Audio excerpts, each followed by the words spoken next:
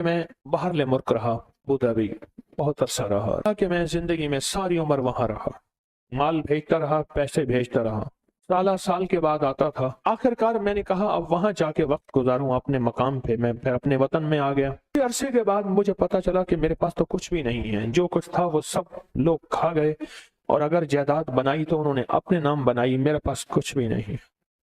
मुझे जब ये गम लगा तो शुगर हो गई अचानक, फिर ब्लड प्रेशर हो गया, नींद चली गई, जहनी सुकून खत्म हो गया, जहनी तौर पे परेशानी, हालात खत्म और नाकामियां और मसाइल मेरे पास आ गए, और कहा इसी उलझन में, बीमारियों में मुब्तला हो गए। फिर घरेलू झगड़े शुरू हो गए, घरेलू उलझनें शुरू हो गई, घरेलू हालात में तलखियां सख्तियां शुरू हो गई। मैं इसी गर्दिश में, इसी परेशानी में, कहा कि इसी तरह मेरे कोई 2.5-3 साल गुजर गए। एक दफा मैं नाई के पास बैठा था, अपनी हजामत कराने के लिए, बाल कटवाने के लिए बैठा हुआ, परेशान बैठा था। तो एक साहब मेरे पास आए, पुराने जानने वाले। उस वक्त जब मैं मुल्क में था, जवान था, वो भी जवान था। मुझे देखा तो मिला, बड़ा खुश हुआ। कहाँ आए, इतना अरसा के बाद मुलाकात हुई और इतने अरसे के बाद आपको देखा, क्या हाल हो गया है, इतनी जल्दी बूढ़े हो गए हो। देख मैं तेरा हम उम्र हूँ, मैं तो जवान हूँ, इतने बूढ़े तो नहीं हैं। इस तरह के हालात। तो कहा, मैंने उसे सारे हालात सुना। सुनते कहने लगा, इधर आ, मेरा बाजू पकड़ लिया, मेरे करीब आके तुझे एक वजीफा देता हूँ। अगर मसाइल का हल चाहता है, मुश्किलात का हल चाहता है, और चाहता है वो चीज जो तूने सारी उम्र चाही थी तुझे मिल जाए। अब जरा इस लफ्ज पे गौर कीजिएगा, बड़ा भारी और वजनी लफ्ज है। वो चीज जो तूने चाही थी सारी उम्र और तुझे मिल जाए, तो एक काम कर, सिर्फ फजर की नमाज के बाद सिर्फ 121 बार या लतीफ या वदूद पढ़ बस। और कहा खूब गिड़गिड़ा के, भिखारी बन के पढ़ फजर की नमाज के बाद। और कहा कि असर की नमाज के बाद सिर्फ 21 बार पढ़, फजर के बाद 121 बार और असर के बाद सिर्फ 21 बार पढ़। और कहा इसको छोड़ना नहीं, महीनों नहीं छोड़ना, सालों नहीं छोड़।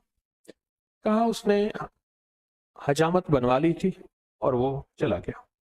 बाल कटवा रहा था तो मेरी जुबान पे खुद ब खुद या लतीफ या वदूद जारी हो गई, और कहा कि फिर मैंने इसको पढ़ना शुरू कर दिया। कहा मुझे नींद तो मेरी खत्म हो चुकी थी, नींद तो वैसे ही नहीं आती थी, पढ़ना शुरू कर दी।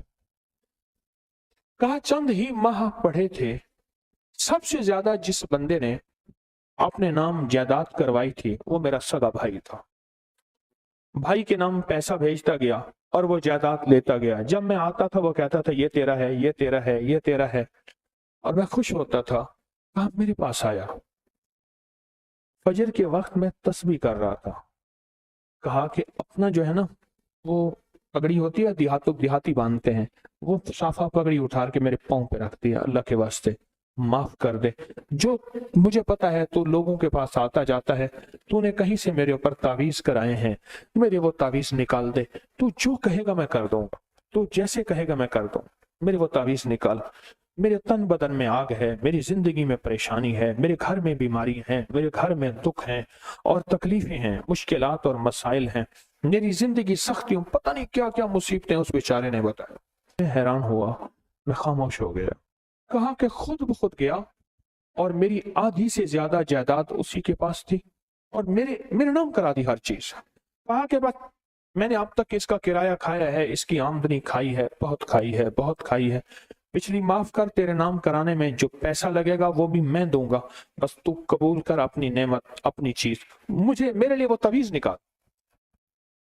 और कहा कि मैंने वो मुझे दे दी उसने।